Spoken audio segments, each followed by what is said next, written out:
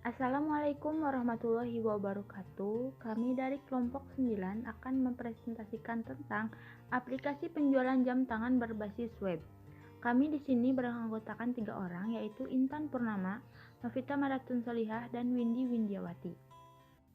Langsung saja saya akan menjelaskan alasan dan tujuan dibuatnya aplikasi penjualan jam tangan berbasis web, yaitu 1. Mempermudah pemasaran barang. Di sini pemilik toko dapat mudah untuk menjual barang dagangannya yang ada di toko tersebut. Yang kedua, efisiensi dan efektivitas. Si pembeli tidak usah langsung membeli jam tangan ke toko tersebut, melainkan bisa melalui aplikasi yang kita buat. Yang ketiga, keuntungan lebih besar. Di sini mengapa keuntungan lebih besar? Karena jika toko tersebut memakai aplikasi ini, maka tidak dibutuhkan banyak karyawan. Maka dari itu, kita dapat memperoleh keuntungan lebih besar karena tidak banyak dipotong untuk gaji karyawan. Terus target pasarnya yaitu untuk semua kalangan yang memiliki minat atas jam tangan tersebut. Karena di sini kami menjual jam tangan berbagai merek. Dan itu sesuai dengan gambar yang ada pada aplikasi tersebut. Pedoman pengembangan. Karena banyaknya infrastruktur yang semula manual menjadi online dan kurangnya informasi terkait penjualan jam tangan di Kota Kuningan, maka agar lebih mudah menyebarluaskan informasi itu, maka dibuatlah website, dan website tersebut akan diterapkan pada toko jam tangan Iwan Putra. Oke, selanjutnya saya di sini akan menjelaskan gambaran teknis pada aplikasi ini. Yang pertama, ada analisis kebutuhan sistem yang mengenai kebutuhan fungsionalitas baik bagi user dan baik bagi admin. Nah, yang kedua itu ada rancangan. Yang pertama, kelompok kami di sini menyiapkan diagram konteks. Sebelum melanjutkan kepada rancangan diagram konteks, saya di sini akan menjelaskan sedikit apa itu pengertian dari diagram konteks. Nah, diagram konteks adalah diagram yang terdiri dari suatu proses dan menggambarkan ruang lingkup suatu sistem.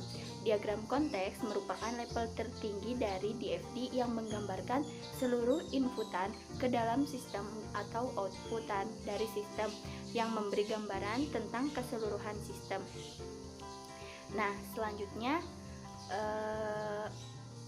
di sini terdapat rancangan yang kelompok kami buat, yaitu terdapat sebuah sistem dan dua entitas.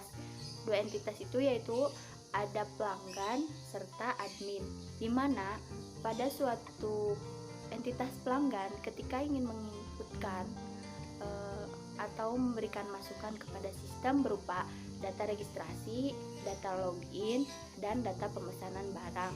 Kemudian setelah itu si sistem akan memberikan feedback kepada si pelanggan berupa informasi-informasi yang telah dimasukkan oleh pelanggan kepada sistem. Begitu juga dengan entitas admin, ketika admin memasukkan data-data yang diberikan kepada sistem berupa data user, data pemesanan, data barang, validasi pemesanan atau total serta total, maka dari sistem akan memberikan feedback kembali kepada si admin berupa sebuah informasi-informasi yang telah dimasukkan oleh admin kepada sistem. Nah, selanjutnya yaitu perancangan DFD level 0 pada sistem aplikasi yang kami buat. Dalam perancangan DFD level 0 ini terdapat 6 proses sebelum saya melanjutkan apa saja proses-proses yang terdapat pada perancangan DFD level 0 ini, saya akan mengulas sedikit apa itu pengertian proses dalam DFD level 0. DFD level 0 ini terdapat proses yang dimana suatu proses dapat berupa orang atau unit yang mempergunakan atau melakukan transformasi data, kecuali komponen fisik tidak dapat diidentifikasikan. Nah, pada perancangan ini terdapat 6 proses, yang diantaranya yang pertama yaitu proses registrasi, yang kedua proses login, yang ketiga proses pemesanan barang, yang keempat informasi pemesanan, yang kelima proses konfirmasi pemesanan, yang keenam informasi pembayaran. Nah, pada proses ini, pada DFD level 0 ini terdapat double proses, yaitu proses registrasi. Selanjutnya, di sini terdapat dua entitas seperti diagram konteks tadi yang sudah saya jelaskan, yaitu entitas pelanggan serta entitas admin. Pada DFD level 0 ini juga terdapat data store yang diantaranya yaitu terdapat data store user, data tipe, data barang, data gambar, data stok, total, data tarif pemesanan, data detail pemesanan, dan data konfirmasi pemesanan. Apa sih itu data store? Data store merupakan penyimpanan data atau tempat data dilihat oleh proses. Nah, terdapat beberapa aliran data di sini ya. Aliran data itu yaitu aliran data dengan arah khusus dari sumber ke tujuan.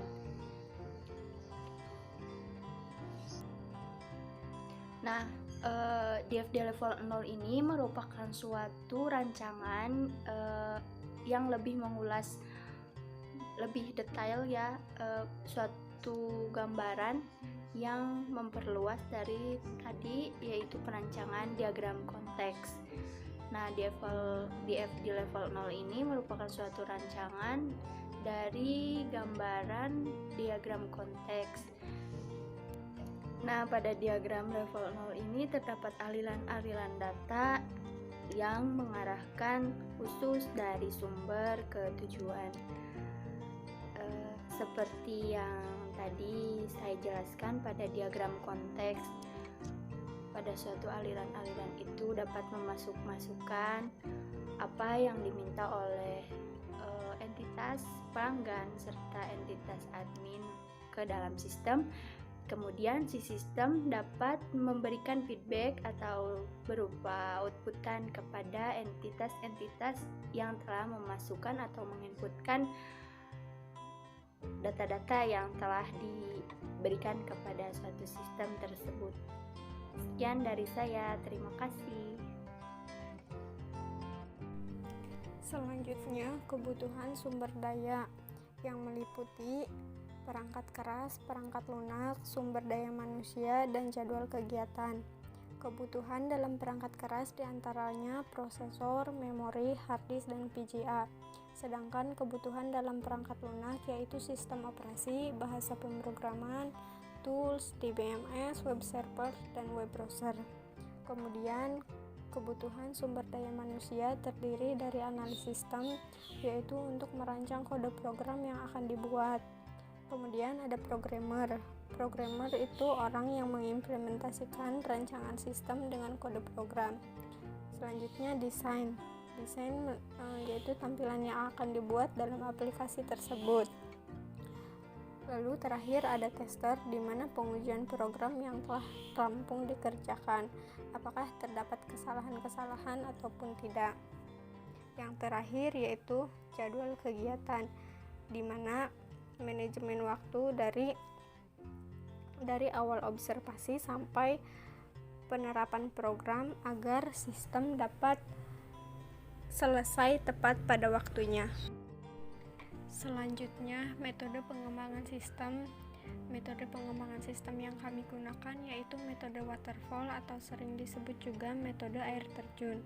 Pengembangan sistem menggunakan metode waterfall ini dilakukan secara berurutan ataupun secara linier. Jadi tidak ada proses yang dilewatkan. Nah, jika langkah 1 belum dikerjakan, maka langkah selanjutnya pun tidak dapat dikerjakan. Dalam metode pengembangan sistem, ada analisis atau analisa kebutuhan. Pada tahap analisis kebutuhan ini, kita mengumpulkan data dan mencari informasi sebanyak-banyaknya dari user sehingga akan tercapai sebuah sistem yang bisa melakukan tugas-tugas yang diinginkan oleh user tersebut. Untuk menghasilkan dokumen user recruitment atau bisa dikatakan sebagai data yang berhubungan dengan keinginan user dalam pembuatan sistem. Dokumen inilah yang akan menjadi acuan sistem analis untuk menerjemahkan ke dalam bahasa pemrograman. Kemudian desain sistem, analisa kebutuhan dan perancangan sistem terhadap solusi dari permasalahan yang ada dengan menggunakan perangkat pemodelan sistem seperti diagram alir data atau data flow diagram, diagram berhubungan entitas atau entity relationship diagram, serta struktur dan bahasan data. Membuat rancangan sistem desain web sebagai solusi terhadap permasalahan yang diangkat dari diagram alir data atau data flow diagram. Lalu penulisan kode program. Penulisan kode program merupakan penerjemahan desain ke dalam bahasa yang bisa dikenali oleh komputer. Dilakukan oleh programmer yang akan menerjemahkan apa yang diminta oleh user. Tahapan inilah yang menyerupakan tahapan secara nyata dalam mengerjakan suatu sistem. Dalam artian, penggunaan komputer akan dimaksimalkan dalam tahapan ini. Setelah pengkodean selesai, maka akan dilakukan testing terhadap sistem yang telah dibuat tadi. Tujuan testing adalah untuk menemukan kesalahan-kesalahan terhadap sistem tersebut dan kemudian bisa diperbaiki. Jika tahapan implementasi kode program ke dalam desain dengan menggunakan bahasa pemrograman telah selesai, maka dilakukan testing terhadap sistem dan pengujian program. Uji kemampuan dan keefektifannya sehingga didapatkan kekurangan dan kelemahan sistem yang kemudian dilakukan pengkajian ulang dan perbaikan terhadap aplikasi menjadi lebih baik dan sempurna. Pengujian sistem ini bertujuan apakah sistem aplikasi ini memberi kontribusi dan memberi banyak keuntungan. Jika belum menemukan keuntungan dalam sistem, maka akan kembali mengkaji di dalam kode programnya. Kemudian yang terakhir, penerapan program dan pemeliharaan. Perangkat lunak yang sudah disampaikan kepada pelanggan pasti akan mengalami perubahan. Perubahan tersebut bisa mengalami kesalahan karena perangkat lunak harus menyesuaikan dengan lingkungan baru, atau karena pelanggan membutuhkan perkembangan fungsional. Penerapan dilakukan oleh pihak rental. Jika terjadi masalah dalam waktu yang sudah disepakati dalam kontrak, bisa diperbaiki oleh pihak yang bertanggung jawab. Sekian dari kelompok kami, kurang lebihnya mohon maaf. Wallahul muwaffiq ila aqwamit thoriq. Wassalamualaikum warahmatullahi wabarakatuh.